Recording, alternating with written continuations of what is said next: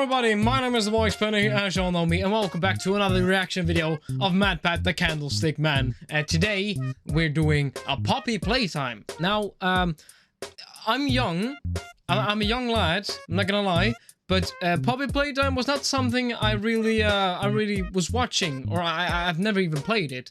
But lately I have been watching all the gameplay stuff, and it looks good, it looks fun. It's like the second FNAF for like the TikTok generation. That's what everyone's calling it. I'm literally quoting part of Cynical now. Jesus Christ, I'm stealing scripts from everyone, don't I? But now we're here, we have another fun reaction video. You guys seem to like this every time I do this.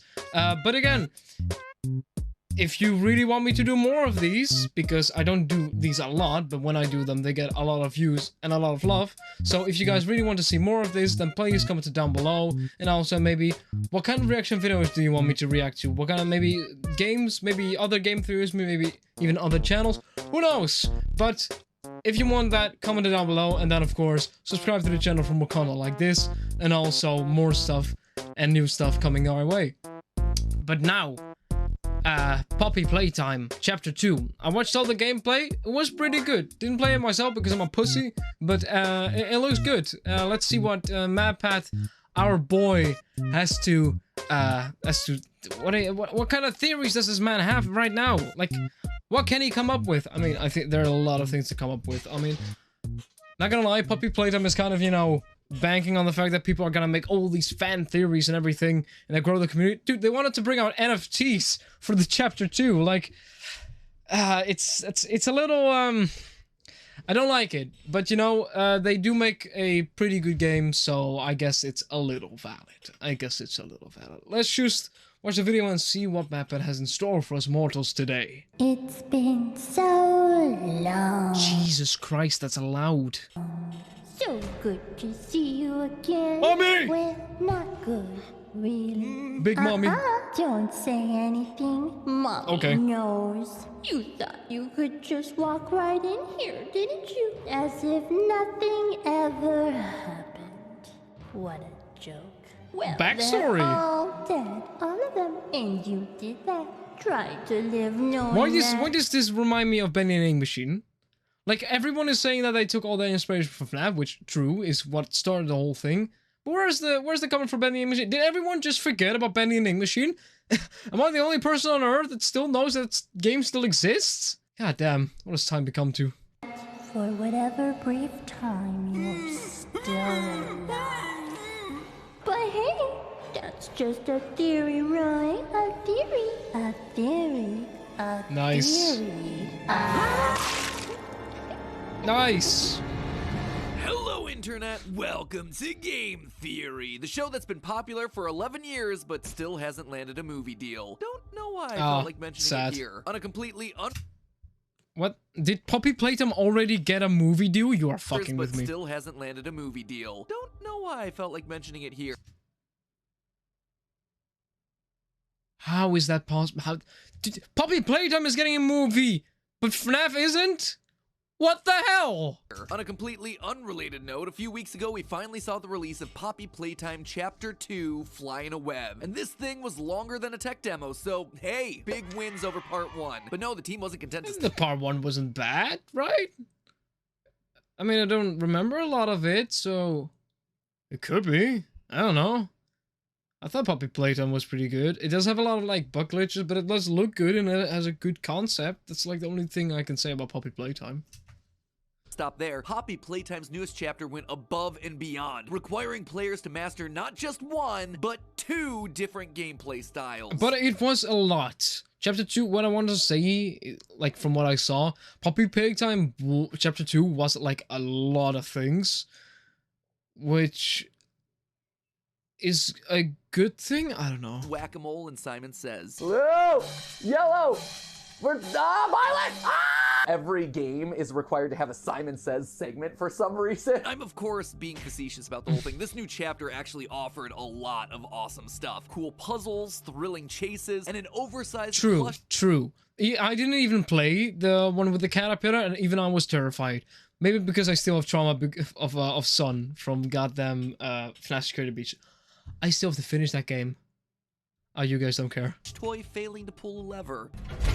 The animation is so adorable. I could sit here and watch that all day. Oh, True. and there are also collectible trophies now. Really challenging collectible trophies that'll push you to the limits of your gamer senses. Any secret trophies or anything that we see up here? I didn't even know that. Secret trophies. Oh, you dumb. Oh, But we all No, know why there we're isn't really any. here. It's not for the gameplay innovation or the collectibles. It's for the hidden notes and cryptic clues. yeah, I mean, Matt, Pat, not gonna lie, they're kind of baiting you with that fact. Like, Jesus Christ, Poppy Playtime at the end got a goddamn boner of the idea of getting lore. Like, you are just feeding it to them. But, you know, I don't blame you. Ladies and gentlemen, we have ourselves some lore to decipher. Yes! And spoiler alert, Poppy isn't who we thought she was. First, here's what you need to know to Wow. understand today's theory. Poppy No one Playtime was Chapter expecting 1 that. focused on us, the player, returning to an abandoned toy factory in order to save some employees that went missing there. Literally vending machine. It's just me. And years ago. We're told via a mysterious note that we have to find the flower. Several puzzles and one giant Muppet chase later, we find the flower in the form of a giant wall mural of a poppy. I do think Inside is a the replica of a chase in house chapter and a 1 doll was named more Poppy terrifying than a Playtime, caterpillar. locked away inside of a glass case. And of course, Yep. we set her free without a second thought because players in video games have never seen a horror movie before. Anyway, chapter 2 picks up immediately afterward. Poppy agrees to help us activate a train that'll help us get out of the factory. So much for wanting to help save those missing employees, but hey, if a creepy talking doll starts offering me ways to not be around the creepy talking doll, I'm gonna take that offer. But of course, fair enough. things are never quite that easy. It's Mommy! Longlegs, a giant Oh. stretchy toy spider, takes Poppy hostage and forces us to play 3 minigames in her game station in order to unlock each part of the train's code. Eventually, we break out of our games, which causes her to go complete sicko mode and chase us through a narrow escape sequence. Matt Pat saying sicko. I don't know, it just it just kind of cranks me up. Where have I seen something like that before? In the end, she gets caught in a grinder and her remains are dragged away by a mysterious claw. We rescue Yep. Poppy, get on the train, but surprise, surprise, she betrays us, crashing the train and forcing She betrays us? I didn't get that fact. I need to rewatch more of that gameplay. us even deeper into the factory. So those are the highlights from the chapter, but we're still left with a lot of overarching questions. Who are we? Where are these missing employees we're so concerned about? Oh, they're probably the dolls, or like the thing. Wasn't that your last theory? Because it's not the last theory. I didn't react to it and put it on my channel. But wasn't like the last theory that all the employees were like the normal, the goddamn, just the toys, just the normal toys, and for some reason like the people that were intended to be the toys, like the big ones like Huggy Wuggy and Mommy, fed on the toys like they were the sustenance or something. Weird shit. What's the true nature of the toys, and who's secretly pulling the strings behind all of this? Who's the Well, Spider-Man? I think I have the answers to I don't think each it's the and every Spider-Man. one of That was those Mommy. questions. And the last one is probably the best place to start. As I just talked about, after defeating Mommy, we see her remains get dragged away by a mysterious claw.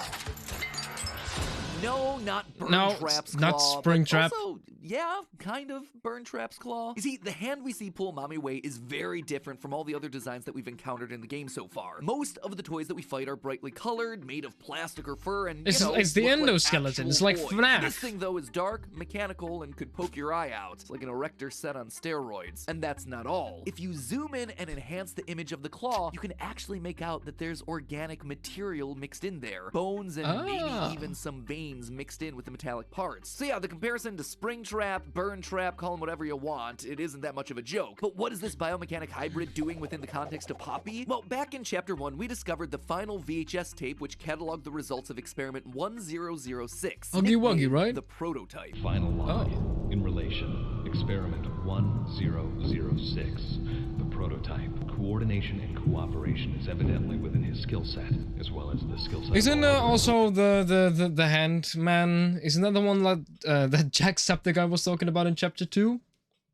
Right? It wasn't Mommy he was talking about.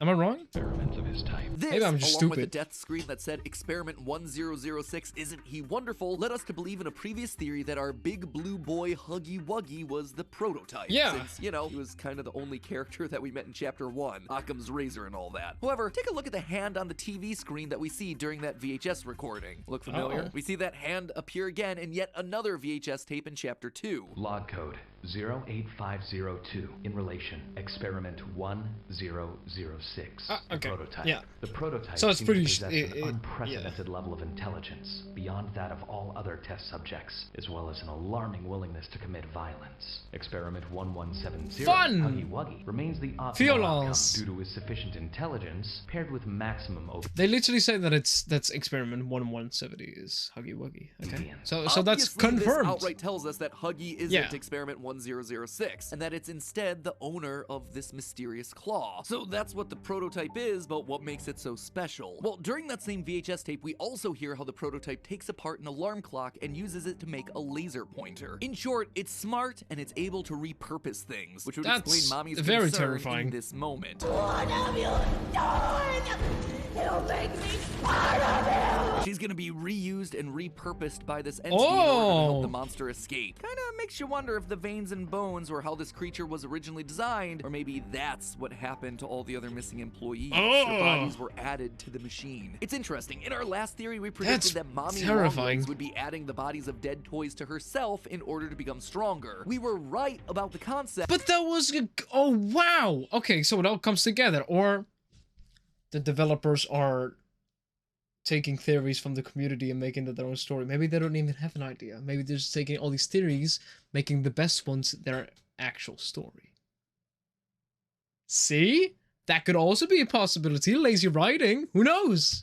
That just looks like we were wrong about who it applied to. As for how this thing is gonna wind up looking, anyone remember Sid from Toy Story 1? Sounds like we might have found one of his creations. So right now it looks like the prototype 1006 is gonna be our overarching villain for the franchise, taking pieces and parts of the other toys, and maybe even pieces and parts of other people to grow stronger. That being said, one toy that doesn't appear to have been added to the prototype yet is Huggy Wuggy. He may not have appeared explicitly in this chapter, but hints of him are hidden around. When you go into the chapter's water treatment room, if you look carefully, you can see some blue fur that's scattered around the pipes alongside trails of blood. This appears to be the room that Huggy fell through at the end of the last chapter, and would seem to imply that Huggy picked himself up and went full-on sus mode by venting away, waiting to return until a future chapter. Which honestly makes sense. He can't die yet. He's basically the mascot of the franchise. Who even cares about Poppy at this point? I mean, yeah, no one. I do, because lore, but I feel like I'm definitely in the minority on that one. Yeah, Speaking pretty much. of Poppy, let's talk about her, shall we? I mean, it is her name on the title screen after all. This isn't Kissy Missy Playtime or Cat Bee Playtime. Kissy Missy? Is that really her name? After chapter 2 came out, the fan community did what the fan community gonna do. They dug into the game file. NSFW. And by doing so, they discovered an early...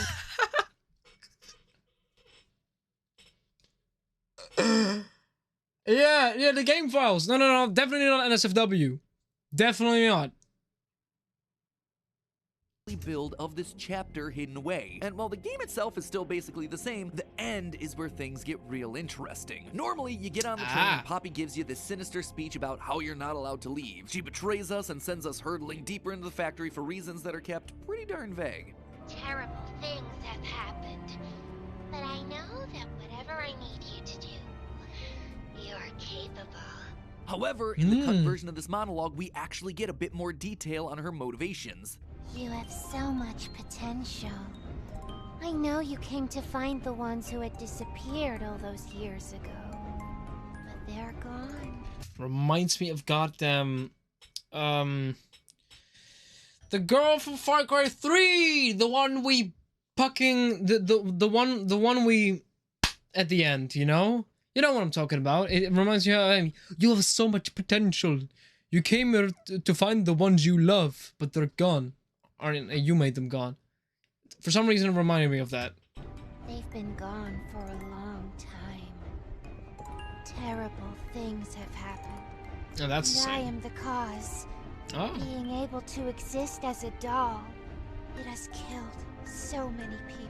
They tried to turn their people into mascots. It's Bendy and the Ink Machine. Now, interpreting cut Maybe content that's is not always what gonna it be is, tricky but it's science. like Do what you I'm use getting. it? Do you not? How do you use it? Here, I'm only pointing it out because this seems to confirm one of our original theories, that Poppy is the reason all of this is happening. She literally says that because she was able to exist as a doll, people died, which tells us two things. One, that she's been around since the very beginning. She knows about the experimentation that's being done on humans. She's witnessed it all. I was the first. I have seen everything.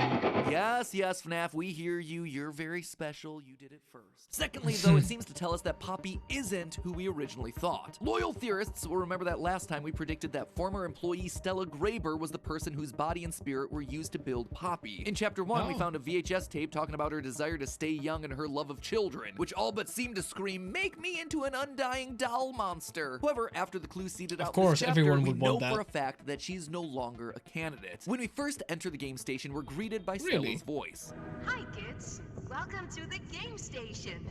I'm Stella, and we've got 3 super duper fun games to play. Her name also appears on the bottom of a document outlining how to test children using the various game station modules. Quote, "Give all reports to Ms. Stella Graber to sort through." So Stella was clearly involved with whatever experimentation was going on Was at Stella Playtime. mommy? And since these experiments were started because the living doll Poppy existed in the first place, Stella can't be Poppy. In that same document, we also see references to Mommy Longlegs. Now, if you look closely at the Mommy Longlegs commercial that plays at the top of the chapter, you can see that it's dated 1991. Poppy was meant to be the first living toy developed back in 1950. Therefore, Jesus, if she's Stella old. was alive around the time of Mommy Longlegs, then she couldn't possibly be inside Poppy. So if Okay, Poppy fair isn't enough. Stella, then who is she? Well, early in Chapter 2, we visit Elliot Ludwig's office, founder of Playtime Co. It's here that we learn that he experienced a tragic family loss sometime in the 1960s. In the 1960s, Oh, an it's his unfortunate family wife? death had pushed Or children? Ludwig down to his lowest. This loss is what spurred him to work harder and build an empire around his toys. Now, it's not actually clear who this family member was. You would suspect his kid, right? Kid dies or is dying and he finds a way to make her into a living toy. Yeah. Yeah, I am broken. I will put you back together. Thank you, FNAF. Go and All this FNAF reference about was Bendy and Egg Machine! do something else with your life. Make your lore more sensible. Stop trying to butt into other people's narratives, okay? Other people's very similar narratives. Yeah.